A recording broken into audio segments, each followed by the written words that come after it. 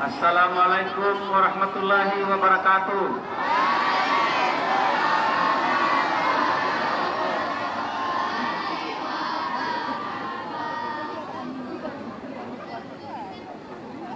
Kenapa bersalamnya seperti gelombang air di laut? Tahu seperti gelombang air di laut? Di sini sudah bersuara, pelan-pelan tenggelam, di sana naik lagi suaranya, akhirnya yang paling ujung yang terakhir menjawab. Seperti gelombang air di laut, berarti suara saya tidak sampai di sana. Dia menjawab tidak mendengar suara saya, tapi dia menjawab karena temannya sudah bersalam. Kira-kira begitu ya? Saya ulangi kalau begitu ya. Kalau masih tetap bergelombang sampai maghrib saya akan bersalam terus. Assalamualaikum warahmatullahi wabarakatuh.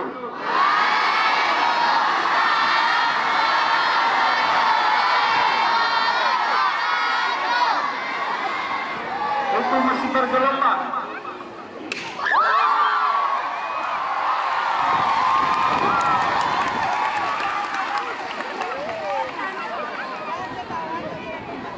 Saya ulangi lagi sampai tidak bergelombang.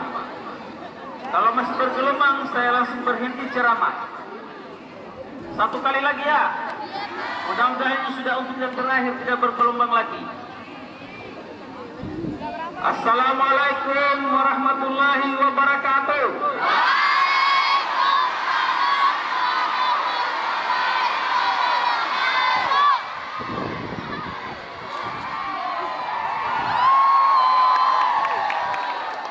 Terakhir ini tidak bergelombang laut tapi sudah mendayu-dayu karena sudah super panjang. Baik, kita lanjut. Yang kami muliakan Kepala Kantor Kementerian Agama Kota Bau-Bau yang ketiga, Al-Ustaz Dr. Andus Haji Disa Asaf. Terima kasih banyak Pak, pada malam hari ini sudah membersamai kami semua. Yang terhormat para kepala seksi dan penyelenggara, mulai dari penyelenggara zakat wakaf Pak Lawai, Pak Hakim Haji, Kasih Madrasah Pak Alamida, ada pengawas Pak Haji Sabir. Tepuk tangan dulu untuk Pak Haji Mutar.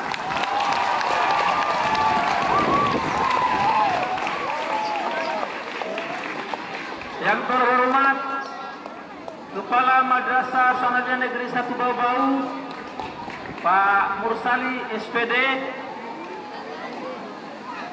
seluruh Dewan Guru yang saya tidak bisa sebutkan satu persatu. Mengapa saya tidak bisa sebutkan satu persatu? Karena hampir semua guru ini jarang ketemu saya. Saya pernah undang maulid di kantor, tapi dari 48 orang yang hadir hanya 16 orang. Kemana kira-kira yang lainnya ini? Saya masih telusurin. Jangan sampai ini guru-guru kita ini ada yang tidak cinta kepada Rasul ini, seperti pertanyaan Pak Haji Disa tadi.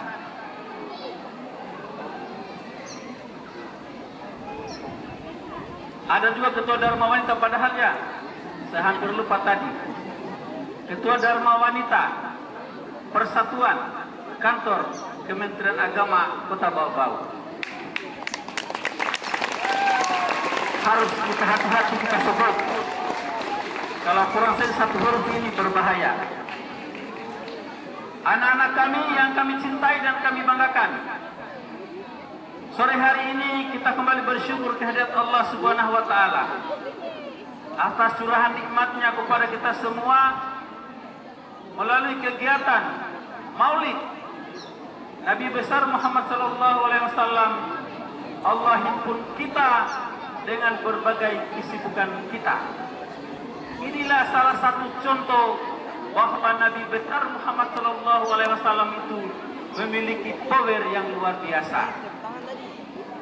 Artinya bahwa dengan kita menyebut namanya di dalam undangan itu, kita berbondong-bondong datang di kampus Madrasah Sanawiyah Negeri 1 Bau-Bau ini.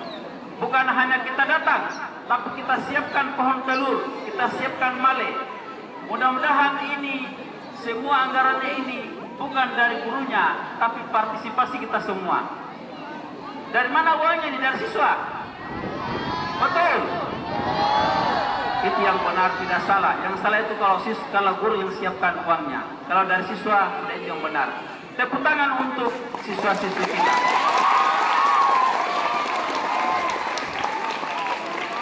Sebelum saya lanjut, saya mau kasih pertanyaan. Dan yang bisa menjawab pertanyaan, ada door prize-nya. Soalnya adalah materi dari pembawa hikmah tadi. Saya mau tanya dulu, sebelum masuk ke pertanyaan inti, pertanyaan pendahuluan. Pasang babai telinganya, jangan sampai kau tidak dengar orang di belakang, orang di belakang yang dapat uang itu. Sudah ada yang sampai bilang satu. Sudah siap ini. Guru juga boleh menjawab. Bukan hanya murid, termasuk guru juga boleh menjawab.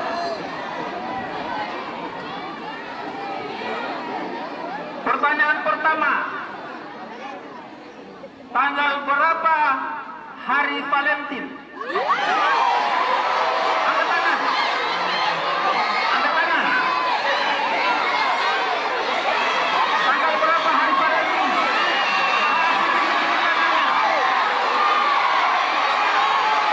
Tanggal berapa? Tanggal berapa?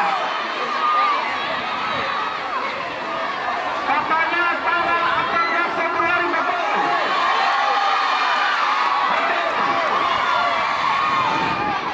Kesetaraan dengan tangannya. Apa itu hari Valentine?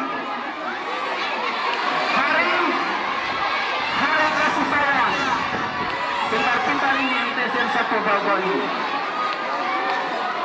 Baik. Pertanyaan saya selanjutnya, dan sudah akan mendapatkan hadiah.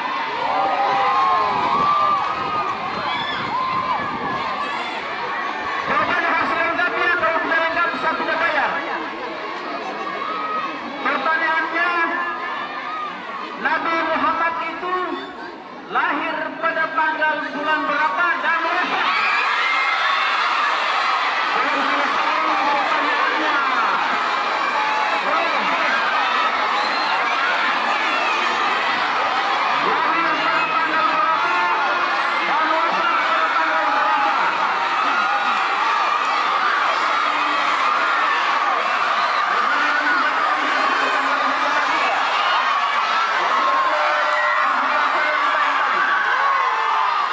Tenang dulu, saya belum tanya. Kembali dulu.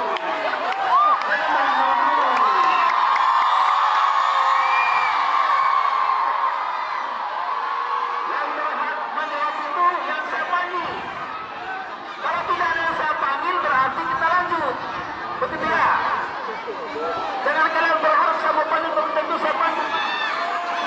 Mana? Tanggal berapa hari Valentine?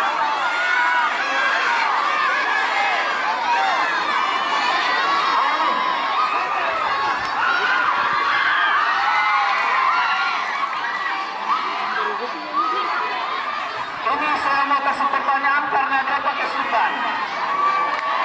Mudah-mudahan sultannya ini sama dengan pengetahuannya. Pertanyaan saya, Nabi Muhammad itu lahir pada tanggal berapa? Berapa wafatnya? Tanggal berapa? Bulan berapa? Jawab. 12 Rabiul. Apanya itu? Lahirnya? Wafatnya? Tidak tahu, ada kalau begitu.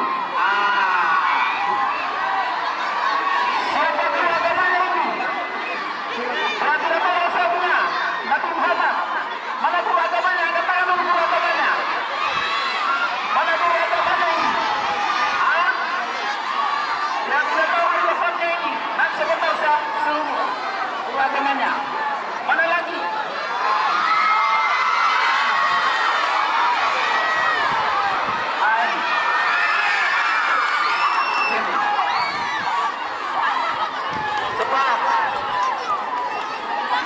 naik. Tanggal berapa lahirnya dan tanggal berapa wafatnya. Hari, tanggal, dan bulannya hari. Saya bantu lahirnya hari Senin. 12 Rabiul Awal.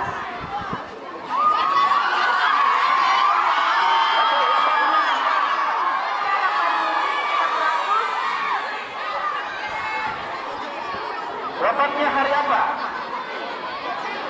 Hari Jumat atau hari Kamis atau hari Rabu? Aku sudah tahu juga.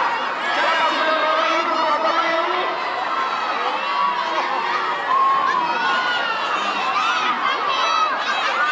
Ayo, sini.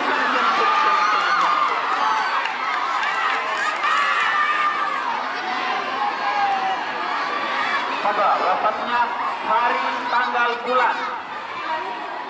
Harinya lahir, harinya wafat, tanggalnya lahir. Coba, hari lahirnya. Hari lahir dan wafat. Coba. Kalau muridnya tidak tahu, saya suruh gurunya menjawab ini ya. Siap-siap saya menjawab gurunya. Ini bisa tunggu guru bertanya. Tunggu memang saya bisa bertanya. Coba jawab. Lahir.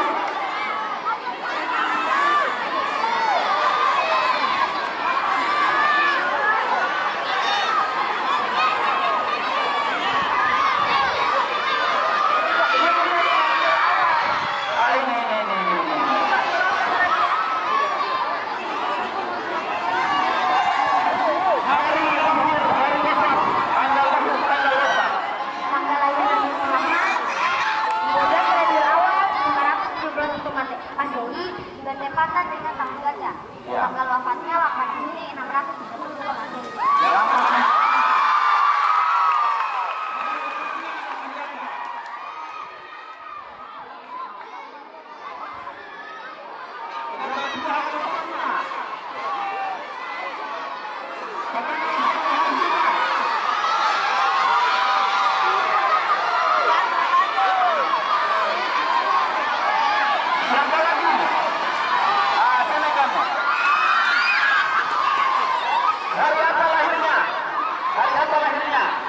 Wafatnya Senin juga, tanggal lahir.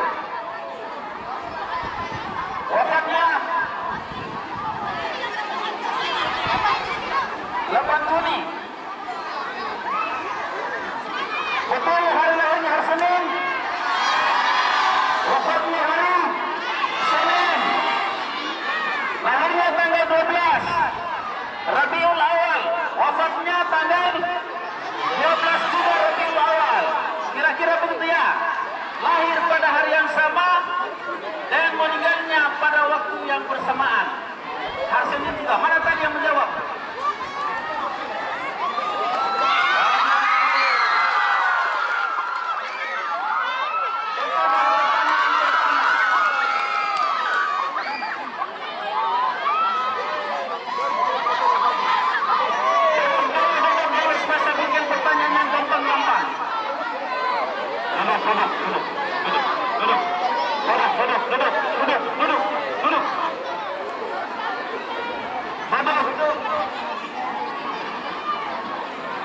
Orang saya kasih pertanyaan,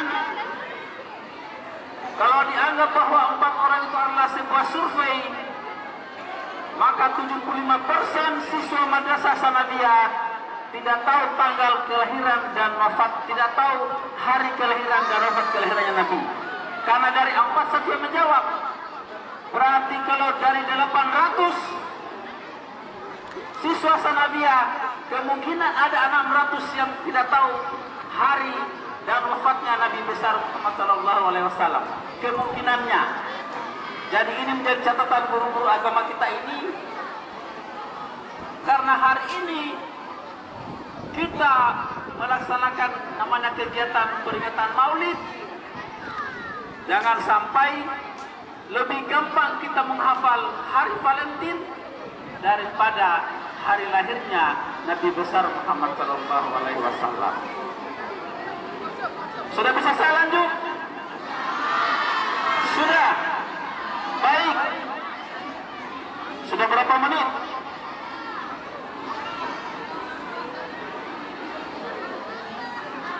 Anak-anakku sekalian yang sama berbahagia, tentu di dunia ini banyak orang yang terkenal, kira-kira begitu ya. Ada kita kenal presiden, ada kita kenal gubernur, ada wali kota. Siapa lagi yang kalian kenal? Ada kenal teman kita. Tapi biasanya setiap yang kita kenal itu gampang kita lupakan. Betul? Siapa presiden sekarang? Siapa presiden sebelum Jokowi? Siapa presiden sebelum SBY? Siapa presiden sebelum SBY? Itu sudah mulai tidak tahu.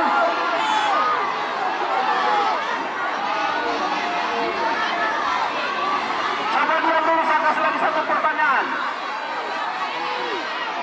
Coba saya kasih satu pertanyaan lagi. Siapa presiden sesudah Habibie?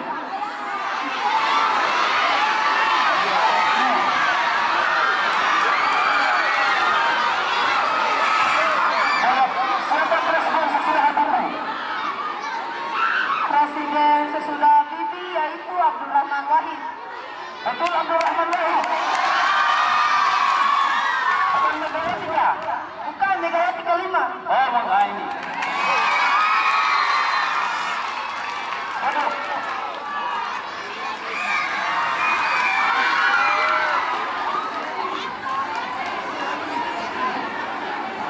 Yang pintar akan dapat hadiah. Yang tidak bisa menjawab, gunakan saja matanya. Saya lanjut lagi ya. Banyak orang terkenal. Seperti tadi, ada Megawati, ada Gus Dur, ada SBY.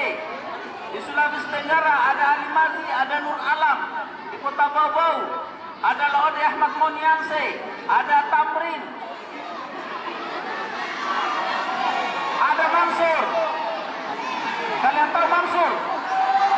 Tidak tahu. Kalau kamu orang tidak kenal saya tidak mau kasih hadiah lagi. Masa kamu orang tidak tahu Mansur? Padahal sudah disebutkan di protokol. Kepala Kantor Kementerian Agama Kota Bau-Bau. Sudah, saya tidak akan kasih keluar hadiah lagi. Karena sudah tidak ada yang kenal saya.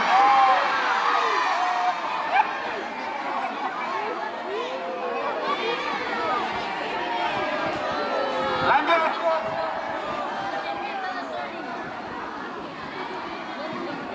Semua orang yang terkenal itu akan memiliki keterbatasan. Walaupun dia banyak uangnya, tinggi jabatannya, dia bisa mempengaruhi siapapun, tapi dia memiliki keterbatasan. Apa buktinya bahwa dia memiliki keterbatasan? Bisakah nama-nama itu dibaca di dalam sholat? Bisa atau tidak bisa? Kalau dibaca, dapat hadiah atau batal sholat kita? Batal sholat kita ya? Itulah sebabnya mengapa orang-orang itu kita tidak peringati setiap tahun seperti Nabi besar Muhammad SAW ini. Tapi kalau Nabi besar Muhammad SAW, sahkah salat kita kalau tidak sebut namanya beliau? Sebaliknya ya, justru salat kita tidak sah kalau kita tidak menyebut namanya. Di mana itu nama Nabi besar Muhammad SAW selalu diucapkan? Di mana? Ini tentara ini. Berarti anak-anak saya ini semua rajin-rajin sholat. Tepuk tangan dulu. Karena ditahu katanya dibaca di dalam tahiyatul awaliyah atau tahiyatul akhir. Berarti hebat-hebat memang anak-anak sanabiyah ini. Baik Bapak dan Ibu, ternyata Nabi besar Muhammad SAW itu bukan hanya dikenal biasa, tapi dikenal juga di dalam sholat. Untuk apa? Untuk menyelamatkan kita, bukan bukan hanya di dunia dan di akhirat. Kira-kira begitu ya. Kalau orang terkenal di dunia selain Nabi Muhammad bisa menyelamatkan kita sampai di akhirat? Tidak bisa ya. Bahkan Nabi besar Muhammad SAW itu bukan hanya terkenal di dunia, seperti apa yang disampaikan oleh Pak Ustaz, juga terkenal sampai dengan di langit. Kira-kira begitu ya. Terkenal sampai dengan di langit. Pertanyaan saya, apakah kita ini bisa juga terkenal sampai dengan di langit seperti Nabi besar Muhammad SAW? Bisa atau tidak? Bisa. Bagaimana caranya? Caranya adalah meneladani sifat-sifat Nabi besar Muhammad SAW. Ada contohnya dalam sejarah atau tidak? Ada. Pemuda Yaman namanya Uwais Al-Qarni. Kira-kira begitu ya? Uwais Al-Qarni.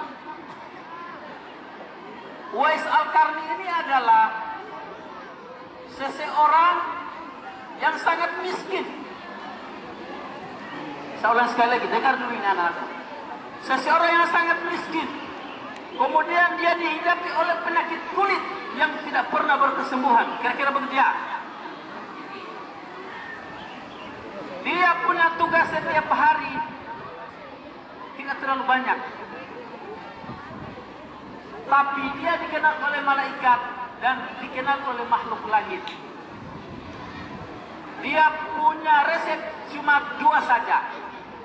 Resepnya adalah berbakti kepada kedua orang tua, kemudian keimanan dan ketakwaannya kepada Allah Subhanahu wa taala. Ya, berbakti kepada orang tua dan keimanannya kepada Allah Subhanahu wa taala. Nah, kalau sebagai siswa orang tua itu ada 2. Ada orang tua di sekolah namanya guru, ada orang tua di rumah namanya yang melahirkan kita. Begitu ya? Kalau yang melahirkan kita itu namanya orang tua biologi. Ya? Kalau guru ini namanya orang tua ideologi dan orang tua teologi. Saya paham ini. Orang tua ideologi dan orang tua teologi. Apa maksudnya itu orang tua ideologi? Orang tua ideologi itu adalah dengan guru kita bisa menjadi pintar dan dengan guru kita bisa mengenal dunia. Betul atau tidak? Betul. Kalau kamu tinggal di rumah, bisa pintar enggak? Bisa mengenal dunia enggak? Jadi dengan guru kita bisa mengenal dunia. Yang kedua, guru adalah orang tua teologi kita. Artinya dengan guru kita bisa mengenal Sang Khalik Allah Subhanahu wa taala. Banyak di antara kita ini, dengar dulu yang di belakang sana. Kalau tidak dengar bicara saya ini, saya akan ceramah sampai Isya. Saya tinggal buka-buka di Google ini materinya ini. Jadi orang tua kita di sekolah itu orang tua ideologi dan orang tua teologi. Teologi itu artinya yang memperkenalkan kita dengan Sang Khalik. Maka di sini, di sana dia ini, guru-guru kita mengajarkan kita tata cara beribadah.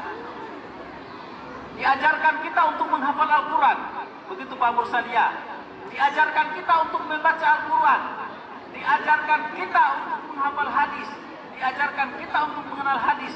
Diajarkan kita untuk mengetahui rukun Islam. Mulai dari syahadat, mulai dari membaca syahadat, sholat, apalagi puasa, apalagi zakat dan haji. Bahkan di sekolah ini ada kegiatan-kegiatan rutin kita. Ada namanya sholat duha, ada namanya sholat berjamaah. Maka oleh karena itu, anak-anakku sekalian, diingat dengan sebaik-baiknya bahwa kita pun bisa meneladani ajaran yang dibawa oleh Nabi besar Muhammad SAW itu bahkan kita sampai dikenal oleh makhluk langit dengan cara apa tadi? Dengan cara berbakti kepada kedua orang tua. Dengan cara berbakti kepada orang tua. Nah, orang tua kita di sini ada dua. Ada orang tua melahirkan kita, ada orang tua mengajarkan kita untuk mengenal dunia, dan ada orang tua kita untuk menjalankan namanya tauhid di saat Allah Subhanahu wa taala. Anak-anakku sekalian, mengapa salah satu kisah di dalam Uwais Al-Qarni itu adalah, dengar baik-baik ini. Salah satu kisah di Uwais Al-Qarni itu adalah yang pertama, pada saat dia merindukan ingin bertemu Nabi besar Muhammad SAW dengan melakukan perjalanan yang cukup jauh untuk ketemu Rasulullah. Ternyata sampai di rumah Rasulullah, dia tidak ketemu dengan nabinya, dia hanya ketemu dengan Aisyah. Karena pada saat itu Nabi besar Muhammad SAW masih di medan perang. Dengar dulu semua, Aisyah bilang tunggu dulu, Nabi dalam waktu tertentu akan pulang dari medan perang. Tapi Uwais, dia tidak mendekatkan perintah dari Aisyah karena dia ingat pesan ibunya bahwa kalau dia berlama-lama di sini, pesan ibunya tadi, cepat pulang nak kalau sudah ketemu Nabi besar Muhammad SAW. Dia lebih mementingkan pesan daripada orang tuanya ketimbang ingin tetap berlama-lama di rumah Rasulullah SAW. Sekarang pertanyaan saya, kira-kira adakah di antara kita ini kalau disuruh orang tuanya langsung mau? Ada. Masih banyak yang punya alasan. Ya, saya lihat muka-mukanya ini, muka-muka kalau disuruh orang tuanya membantai. Membantai ini. Masih banyak yang membantah. Tidak. Bahkan ada yang membantah gurunya. Kalau membantah gurunya, kalau disuruh jam 7 datang setengah 8. Sedikit-sedikit sembunyi, sedikit-sedikit sembunyi. Tapi tidak semuanya ya. Ingat ini. Itu yang membuat dia dikenal oleh makhluk langit. Karena ketaatannya kepada kedua orang tuanya. Yang kedua, saat orang tua Uwais sudah mau meninggal, orang tuanya kepingin naik haji, kira-kira begitu ya. Orang tuanya kepingin naik haji, tapi naik haji orang tuanya sudah tidak bisa berjalan kaki. Dengar namanya di belakang sana, dia tidak bisa berjalan kaki. Dia hanya bisa naik haji kalau ada yang gendong dia. Dia hanya bisa naik haji kalau ada yang gendong dia. Tapi seorang Uwais, dia tidak pernah pesimis. Bagaimana caranya supaya saya bisa menggendong orang tua saya untuk bisa berangkat haji? Secara diam-diam, saya ulangi sekali lagi ya, secara diam-diam dia memelihara kambing, memelihara kambingnya, dan setiap hari dia latihan menggendong kambing mendaki gunung. Dia latihan menggendong kambing mendaki gunung. Sampai suatu saat setelah dia kuat, dia ajak orang tuanya, dia jalan dari kota Yaman menuju kota Mekah untuk melaksanakan ibadah haji, untuk mewujudkan mimpi orang tuanya dengan cara Uwais menggendong orang tuanya. Sekarang kita ada yang begitu hari ini? Ada? Tidak ada lagi kan? Maka oleh karena itu saya mengajarkan kita semua pada kesempatan sore hari ini, sedapat mungkin siswa MTSN 1 Bawah ini harus menjadi Uwais di masa yang akan datang. Mau tak? Mau jadi Uwais di masa-masa yang akan datang? Mau? Oleh karena itu, untuk melahirkan Uwais di masa yang akan datang sebagai contoh teladan yang diwariskan oleh Nabi besar Muhammad SAW, saya memesankan kepada seluruh guru-guru kita di sini, mari jangan pernah berputus asa, mari jangan pernah merasa lelah untuk mencintai dan mendidik anak-anak kita ini kepada kebaikan-kebaikan. Saya yakin guru-guru Sanada ini memiliki dedikasi dan perhatian yang besar terhadap anak-anak kita. Dan saya yakin dengan pengabdian kita terhadap anak-anak kita ini, insya Allah akan menjadi wasilah untuk kita mendapatkan syafaat yaumil akhir nanti. Oleh karena itu, terima kasih banyak kepada kita semua. Dan terakhir, sebelum saya tutup sambutan saya ingin menyampaikan kepada seluruh guru-guru Sanadiyah dan kita semua, mari tetap terus kita pertahankan prestasi Madrasah Sanadiyah 1 ini dengan cara berkolaborasi untuk meraih masa depan. MTSN 1 Bau-Bau ini bukan hanya dikenal di kota Bau-Bau, tapi sudah dikenal di Sulawesi Tenggara. Ya, sudah dikenal di Sulawesi Tenggara. Mari melalui membentuk peringatan Nabi besar Muhammad SAW ini, insya Allah di masa-masa yang akan datang, MTSN 1 Bau-Bau akan terus meraih prestasi dalam berbagai event. Lebih dan kurangnya mohon dimaafkan. Sekian, wassalamualaikum warahmatullahi wabarakatuh.